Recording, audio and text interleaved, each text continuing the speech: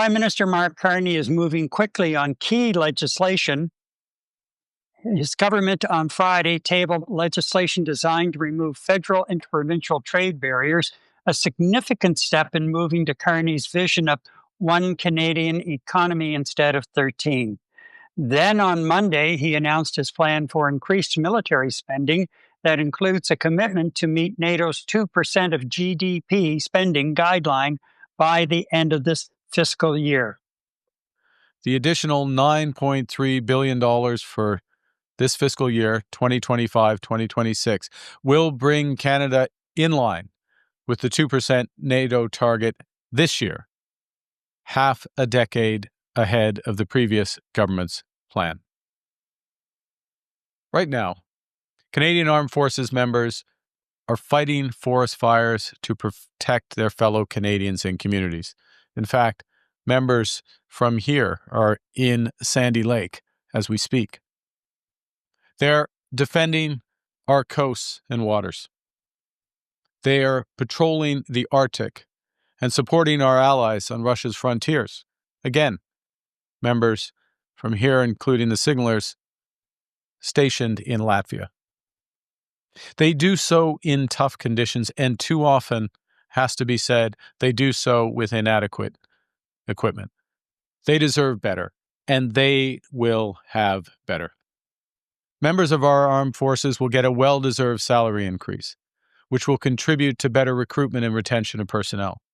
We will modernize, streamline, and enhance the benefit system so that veterans and their families can get the support they need sooner and more easily.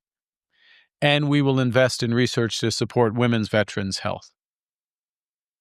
We will importantly invest in military equipment, infrastructure, and technology by procuring new aircraft, armed vehicles, drones, and ammunition, as well as new sensors to monitor the seafloor and the Arctic. We will repair and maintain existing ships, aircraft, infrastructure, and other assets that for far too long have been allowed to degrade. We'll expand the reach and capabilities of the Canadian Coast Guard and integrate them into our NATO defense capabilities. And we will invest in modern and secure technological infrastructure, including artificial intelligence, cybersecurity, quantum technologies, and our capacity in space. Our plan will include the support of key capabilities, including the Arctic over-the-horizon radar, the Joint Counter-Drone Program, joint support ships, long-range precision strike capability, increased domestic ammunition production, additional logistics utility vehicles, light utility vehicles, and armored vehicles. Conservative leader Pierre Poilievre is offering support to a point. Conservatives support rebuilding our military after another lost decade of liberal cuts. Conservatives support rebuilding our military after another lost decade of liberal cuts, mismanagement, and back office bureaucracy, of boondoggles, and wasted money on bungled projects. Our military has never been weaker.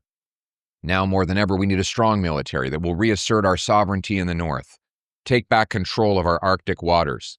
We need at least one, but probably two Arctic bases. We need fighter jets, Poseidon aircraft. We need 4 and not 2 icebreakers to bust up the ice and reassert that we are properly the ones that lay claim over our Arctic waters. We also need to fill the massive number of vacancies that have built up in our military after the last decade by increasing the dollars available to recruit and focusing the military on a warrior culture that actually inspires people to want to join again. All of this is going to take money, and that's why we support getting back to the 2% target as soon as possible. And we will support additional money for our military. That's why we're calling on the government to bring in a budget, because all of this will require a budget that not only puts this money forward, clearly identifies where it comes from, but cuts waste in bureaucracy, consultants, foreign aid, corporate welfare, and other areas so that the necessary increase in the military does not come as an inflationary burden on the backs of our Canadian taxpayers who've been suffering for far too long. As always, we stand ready to work with all parties to put Canada first, to defend our country, and most important of all, to honor the brave men and women in uniform, the soldiers, sailors, and airmen who make up our forces and protect our sovereignty. We will always put them first, and we will work with anybody in any party to make that happen.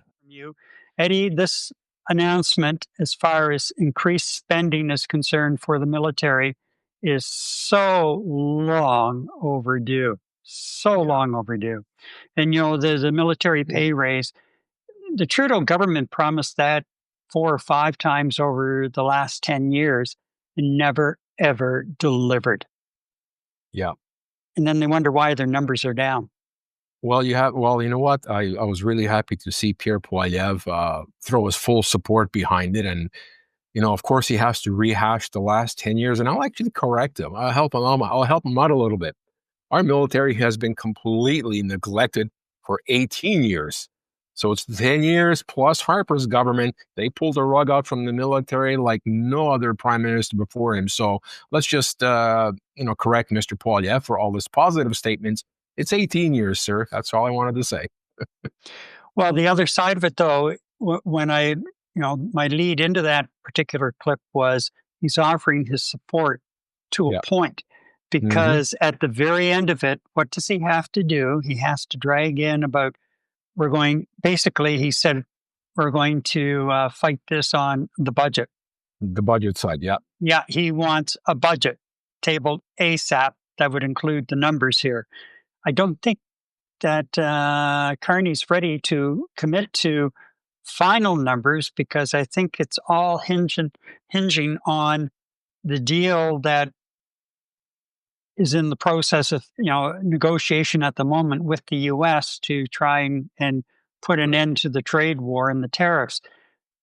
So I can understand, and if you recall back very early on, Carney said, we're going to do a fall budget once we have a more definitive set of numbers for a number, the military and other areas where he really wants to push forward, including what we'll talk about briefly in segment 2, and that is the new one Canadian economy. Right. Well, it's funny though. I mean, he's pushing for a budget to be tabled, knowing damn well that there is no way the Liberal government is in any position to table a budget that's going to work short term or for the following fiscal year, without weighing the gravity of the situation that Canada and the rest of the world faces today, and that's Mr. Trump and his inconsistencies and his off the handle remarks and tariff increases, tariff decreases, yes tariff, no tariff. You know what? Poilievre is criticizing the government right now for not having a budget and pushing the budget, right? And by the same token, he's talking about the incompetence of the former administration, about their incompetence. And you know what? When you rush things, when you're not supposed to rush them and do things right the first time, you know what? This is not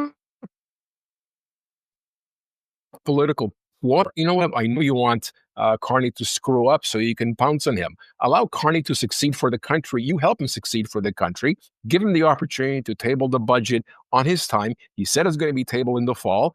You'll be happy with whatever is going to be tabled by fall, but chances are you're not. Maybe you'll be opposition leader that time. Hopefully you're going to be defeated in Alberta. You don't even have a seat in the House. So at this particular point in time, allow Carney to do his job.